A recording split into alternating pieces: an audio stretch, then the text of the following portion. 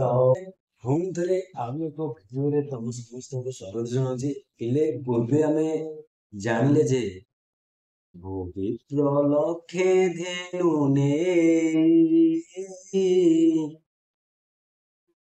ଏ ଧେନୁ ଗୋଟେ ଦିଅ ତୁହି ଭୋ ବିପ୍ର,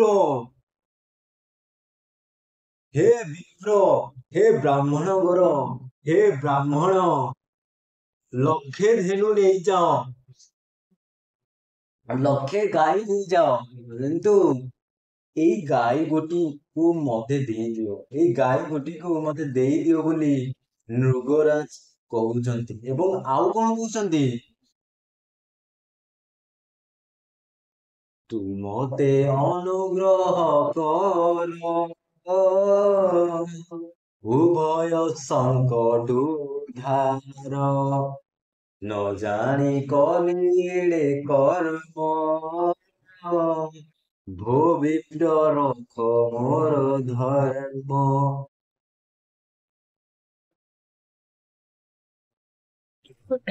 ମନେ ଆନ ବୃଦ୍ଧି, ଦକ୍ଷିଣା ଦେବି ହେମନିଧି।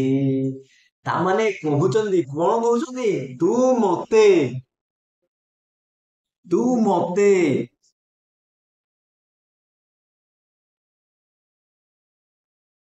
ତୁ ମତେ ଭବିପ୍ର, ଭୋ ବିପ୍ର ଲକ୍ଷେ ଧେନୁ ନେଇ ଏ ଧେନୁ ଗୋଟିଏ ଦିଅ ତୁହି, ତୁ ମତେ ଅନୁଗ୍ରହ କର, ମତେ ଟିକେ ଅନୁଗ୍ରହ କର, ମତେ ଟିକେ ଦୟା କର। କହୁଛନ୍ତି କିଏ? ନୃଗରାଜା। ଉଭୟ ସଙ୍କଟ ଧର, ଏଇ ଦୁଇ ପ୍ରକାର ସଙ୍କଟ ମତେ ଉଦ୍ଧାର କର। କଣ ଦୁଇ ପ୍ରକାର ସଙ୍କଟ? ଦେଇଥିବା ଦାନକୁ ଯଦି ଆଉ ଥରେ ଗ୍ରହଣ କରିଦିଆଯାଏ ବା ହରଣ କରିଦିଆଯାଏ, ନର୍କ ଭୋଗ ହୁଏ। ଏବଂ ପ୍ରତି ଦାନକୁ ଯଦି ତ୍ୟାଗ କରାଯାଏ, ପ୍ରତି ଗ୍ରହ ଜିନିଷକୁ ଯଦି ତ୍ୟାଗ କରାଯାଏ, ତଥାପି ଦୁଃଖ ଭାଗ ହୁଏ ନା।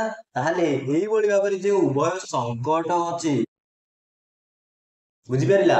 ଉଭୟ ସଙ୍କଟ ଅଛି ବ୍ରାହ୍ମଣଙ୍କ କ୍ଷେତ୍ରରେ, ସେ ବ୍ରାହ୍ମଣଙ୍କ କ୍ଷେତ୍ରରେ ଏଇ ସଙ୍କଟରୁ ମତେ ଉଦ୍ଧାର କରିବା ପାଇଁ, ମତେ ଏଇ ସଙ୍କଟରୁ ରକ୍ଷା କରିବା ପାଇଁ ମତେ ଟିକେ ଦୟା କର।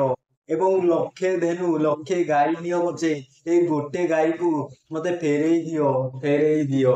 ପରନ୍ତୁ କଣ ହେଇଛି? ନ ଜାଣି କଲି, ନ ଜାଣି କଲି ଏଡ଼େ କର୍ମ, ମୁଁ ଜାଣେ ନା, ମୋର ଅଜ୍ଞାତବଶତଃ ଭୁଲ କ୍ରମରେ ମୁଁ ଜାଣେ ନା କେତେବେଳେ ଗାଈଟି ପଳେଇ ଆସିଛି, ଆପଣଙ୍କ କୋଠରୁ ପଳେଇ ଆସିଛି, ଦାନ ଦେଇଥିବା ଗାଈଙ୍କ କୋଠରେ ପଶି ଆସିଛି। ନ ଜାଣି, ମୁଁ ଜାଣିନି, ମୋ ଅଜ୍ଞାତ ଛାରରେ ଏସବୁ ଘଟିଛି, ମୁଁ ଜାଣିନି, କରିଛି ଏଡ଼େ କର୍ମ। ବୁଝିପାରିଲା? ହେ ଭୋ ବିପ୍ର ରଖ ମୋର ଧର୍ମ, ତେଣୁ ମୋର ଧର୍ମକୁ ଆପଣ ରକ୍ଷା କରନ୍ତୁ। ତେଣୁ ଧର୍ମକୁ ରକ୍ଷା କରିବା ପାଇଁ ରାଜା ଅନେକ କଥା କହିଛନ୍ତି। ରାଜା ଦୁଇ ହାତକୁ ଯୋଡ଼ି ଦେଇଛନ୍ତି, ମୋ ଧର୍ମକୁ ରକ୍ଷା କର। ତାପରେ ଦେଖ ପିଲେ, ନରକ ମନେ ଆନ ବୃଦ୍ଧି, ଆନ କହିଲେ ପିଲେ, ଆନ କହିଲେ ଅନ୍ୟ ବୃଦ୍ଧି ମନରେ ପାଞ୍ଚ ନାହିଁ। ହେ ବ୍ରାହ୍ମଣ ବର, ହେ ବ୍ରାହ୍ମଣ ମନରେ ଅନ୍ୟ ବୃଦ୍ଧି କିଛି ପାଞ୍ଚ ନାହିଁ। ତାପରେ କଣ? ଦକ୍ଷିଣା ଦେବି ହେମନିଧି, ହେମ କହିଲେ ସୁବର୍ଣ୍ଣ ସୁନା, ସୁନାର ନିଧି ଦେବି। ନିଧି କହିଲେ ରତ୍ନ, ନିଧି କହିଲେ ସମ୍ପତ୍ତି, ଧନ ସମ୍ପତ୍ତି, ସୁନାର ସମ୍ପତ୍ତି ମୁଁ ଆପଣଙ୍କୁ ଦକ୍ଷିଣା ସ୍ୱରୂପ ଦେବି। ତା ସହିତ ଲକ୍ଷେ ଗାଈ ଦେବି।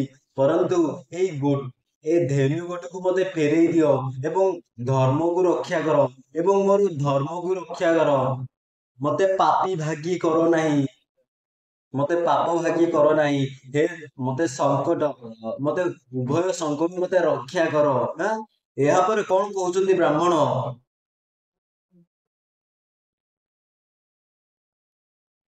ଏସବୁ ଦେଖ ପିଲେ, ଏସବୁ ତୁମମାନଙ୍କର ପରବର୍ତ୍ତୀ ସମୟରେ ଆଲୋଚନା କରିବା। ତାହେଲେ ପିଲେ ଆଜି ପାଇଁ ବେଶ ଏତିକି।